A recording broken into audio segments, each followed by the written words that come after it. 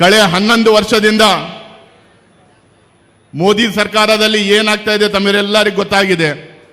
ತಮ್ಮೆಲ್ಲರಿಗೂ ಗೊತ್ತು ಯಾವ ಥರ ಬೆಲೆ ಏರಿಕೆ ಆಗ್ತಾ ಇದೆ, ಯಾವ ಥರ ಕಾರ್ಪೊರೇಟ್ ಸೆಕ್ಟರಿಗೆ, ಶ್ರೀಮಂತರಿಗೆ, ದೊಡ್ಡ ಬಿಸ್ನೆಸ್ ಹೌಸಸ್ಗೆ ಯಾವ ಥರ ಟ್ಯಾಕ್ಸ್ ರಿಬೇಟ್ ಕೊಡ್ತಾ ಇದ್ದಾರೆ ಅಂದ್ಬಿಟ್ಟು. ತಮ್ಮೆಲ್ಲರಿಗೂ ಗೊತ್ತಾಗಿದೆ ಯಾವ ಥರ GSTಯಲ್ಲಿ 18% ಟ್ಯಾಕ್ಸ್ ಹಾಕಿ ಸಾಮಾನ್ಯ ಪದಾರ್ಥಗಳ ಮೇಲೆ ಎಲ್ಲ ಟ್ಯಾಕ್ಸ್ ಹಾಕಿ ಬಡವರಿಗೆ ಯಾವ ತರ ತೊಂದರೆ ಕೊಡ್ತಾ ಇದ್ದಾರೆ ಅಂದ್ಬಿಟ್ಟು. ಈ ಸರ್ಕಾರದಲ್ಲಿ ಕಳೆ 11 ವರ್ಷಗಳಲ್ಲಿ ಬಡತನ ಹೆಚ್ಚಾಗ್ತಾ ಇದೆ, ಬೆಲೆ ಏರಿಕೆ ಆಗ್ತಾ ಇದೆ, ನಮ್ಮ ಇಂಡಸ್ಟ್ರಿಯಲ್ ಪ್ರೊಡಕ್ಷನ್ ಕಡಿಮೆ ಆಗ್ತಾ ಇದೆ, ಅಗ್ರಿಕಲ್ಚರಲ್ ಪ್ರೊಡಕ್ಷನ್ ಕಡಿಮೆ ಆಗ್ತಾ ಇದೆ, ಎಕ್ಸ್ಪೋರ್ಟ್ಸ್ ಕಡಿಮೆ ಆಗ್ತಾ ಇದೆ, ಮತ್ತೆ ಇಂಪೋರ್ಟ್ಸ್ ಹೆಚ್ಚಾಗ್ತಾ ಇದೆ. ಇದೆಲ್ಲ ಒಂದ್ ಕಡೆ ಇದ್ದಾಗ ಭಾರತೀಯ ಜನತಾ ಪಾರ್ಟಿ ಅವ್ರ ಸರ್ಕಾರ, ನರೇಂದ್ರ ಮೋದಿ ಅವ್ರ ಸರ್ಕಾರ ಯಾವ ತರ ಈ ಜನರಿಗೆ ಯಾವ ತರ ನಾವು ಅಟೆನ್ಷನ್ ಡೈವರ್ಟ್ ಮಾಡ್ಬೇಕಂದ್ಬಿಟ್ಟು ಪ್ರತಿ ಒಂದ್ಸಲ ಏನಾದ್ರೂ ಒಂದು ಕುತಂತ್ರ ಮಾಡ್ತಾನೆ ಇರ್ತಾರೆ. ನಮಗೆ ಪ್ರೊಟೆಕ್ಷನ್ ಸಿಗೋದು ಬಡವರಿಗೆ ನಾವೇನ್ ಗ್ಯಾರಂಟೀಸ್ ಕರ್ನಾಟಕದಲ್ಲಿ ಆಗಲಿ, ತೆಲಂಗಾಣದಲ್ಲಿ ಆಗಲಿ, ಹಿಮಾಚಲ್ ಪ್ರದೇಶದಲ್ಲಿ ಆಗಲಿ ಯಾವ ತರ ಕಾಂಗ್ರೆಸ್ ಸರ್ಕಾರಗಳು ಗ್ಯಾರಂಟೀಸ್ ಕೊಡ್ತಾ ಇದ್ದಾವೆ. ಇದು ಎಲ್ಲಿಂದ ಬರ್ತಾ ಇದೆ? ಯಾಕಂದ್ರೆ ನಮ್ಮ ಕಾನ್ಸ್ಟಿಟ್ಯೂಷನ್ ಫುಡ್ ಸೆಕ್ಯೂರಿಟಿ ಆಕ್ಟ್ ಇಂದ ನಮ್ಮೆಲ್ಲಾ ಬಡವರಿಗೆ ಪ್ರೊಟೆಕ್ಷನ್ ಕೊಡಬೇಕು ಅನ್ನೋದನ್ನೊಂದು ಏನರಲ್ಲಿ ಫುಡ್ ಪ್ರೊಟೆಕ್ಷನ್ ಆಕ್ಟ್ ಪ್ರಕಾರ ಒಂದರಲ್ಲಿ ಅಮೆಂಡ್ಮೆಂಟ್ ಮಾಡಿಕೊಂಡು ನಾವು 2013 ತಗೊಂಡ್ಬಂದಿದ್ದೀವಿ. ಅದೇ ಪ್ರೊಟೆಕ್ಷನ್ ಎಲ್ಲ ಬಡವರಿಗೆ ಸಿಗ್ತಾ ಇರೋದು. ಇವಾಗ ಈ ಪ್ರೊಟೆಕ್ಷನ್ 80 ಕೋಟಿ ಬಡವರಿಗೆ ಇಡೀ ದೇಶದಲ್ಲಿ ಏನು ಆಹಾರ ಸಿಗ್ತಾ ಇದೆ ಫುಡ್ ಪ್ರೊಟೆಕ್ಷನ್ ಆಕ್ಟ್ ಇಂದ ಸಿಗ್ತಾ ಇದೆ.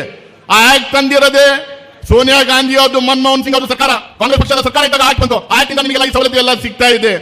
ನಾವೇನ್ ಗ್ಯಾರಂಟೀಸ್ ಕೊಡ್ತಾ ಇದ್ದೀವಿ ಈ ನಮ್ಮ ಕಾನ್ಸ್ಟಿಟ್ಯೂಷನಲ್ ಪ್ರೊವಿಷನ್ ಪ್ರಕಾರ ನಾವೆಲ್ಲ ಗ್ಯಾರಂಟೀಸ್ ಕೊಡ್ತಾ ಇದ್ದೀವಿ.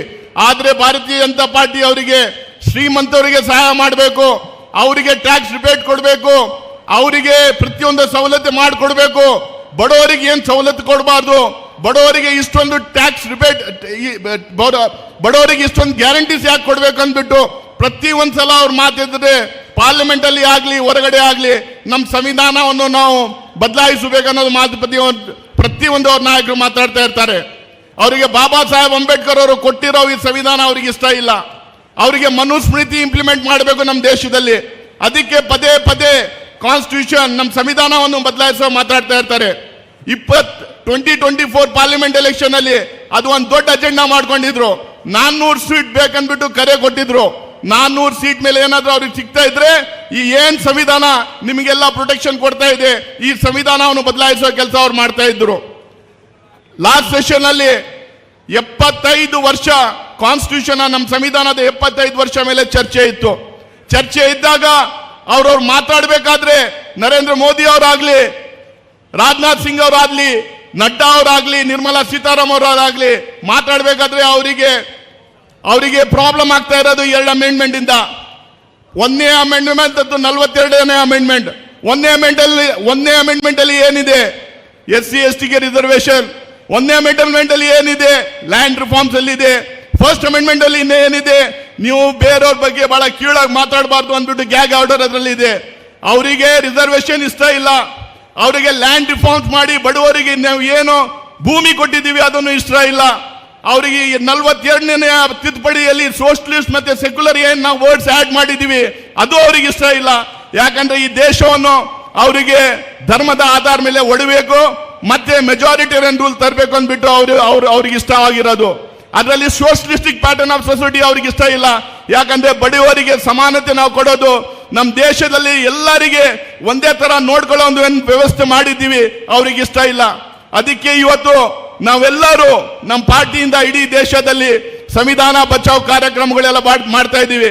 ಯಾಕಂದ್ರೆ ಈ ದೇಶ ಉಳಿದಿದ್ರೆ ಬರೇ ಸಂವಿಧಾನದಿಂದ ಈ ದೇಶದಲ್ಲಿ ಎಲ್ಲರಿಗೆ ಬರಬರದೆ ಹಕ್ಕು ಏನಾದ್ರೂ ಸಿಗ್ತಾ ಇದ್ರೆ ಆ ಸಂವಿಧಾನದಿಂದ ನಮ್ಮ ಕಾನ್ಸ್ಟಿಟ್ಯೂಷನ್ ಇಂದ ಇವತ್ತು ನಮ್ಮ ಮಧ್ಯದಲ್ಲಿ ಮಹಾತ್ಮ ಗಾಂಧಿ ಅವರಿಲ್ಲ, ಪಂಡಿತ್ ಜವಾಹರ್ಲಾಲ್ ನೆಹರು ಅವರಿಲ್ಲ, ಅಂಬೇಡ್ಕರ್ ಅವರಿಲ್ಲ.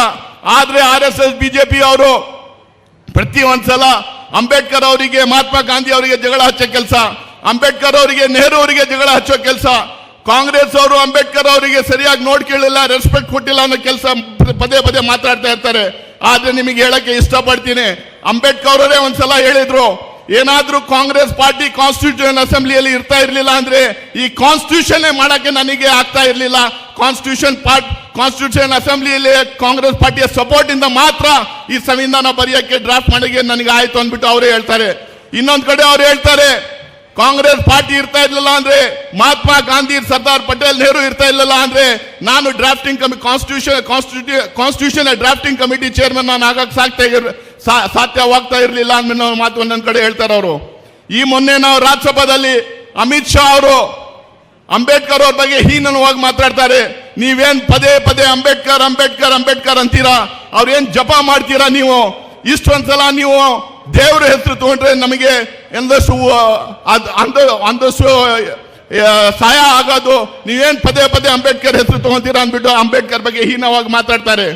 ಅದಕ್ಕೆ ಸ್ನೇಹಿತರೆ, ನಾವು ನಮ್ಮ ಸಂವಿಧಾನವನ್ನು ಕಾಪಾಡಬೇಕು, ನಮ್ಮ ಹಕ್ಕುಗಳನ್ನು ಕಾಪಾಡಬೇಕು, ನಮ್ಮ ಪ್ರಜಾಪ್ರಭುತ್ವ ವ್ಯವಸ್ಥೆಯನ್ನು ಮಾಡಿಟ್ಕೊಂಡಿದೀವಿ ಅದನ್ನು ಕಾಪಾಡಬೇಕು ಅಂದ್ಬಿಟ್ಟು ಇವೆಲ್ಲ ರ್ಯಾಲಿಗಳನ್ನು ನಾವು ಮಾಡ್ತಾ ಇದ್ದೀವಿ. ಮುಂದೆ ನಿಮಗೆಲ್ಲ ಬಹಳ ಡೀಟೇಲ್ ಆಗಿ ಮಾತಾಡ್ತಾರೆ ಹಿರಿಯ ನಾಯಕರು. ಇಷ್ಟೊಂದು ಮಾತಾಡಿ ನನ್ನ ಜಾಗ ಅಂತ. ಜೈ ಹಿಂದ್, ಜೈ ಕಾಂಗ್ರೆಸ್.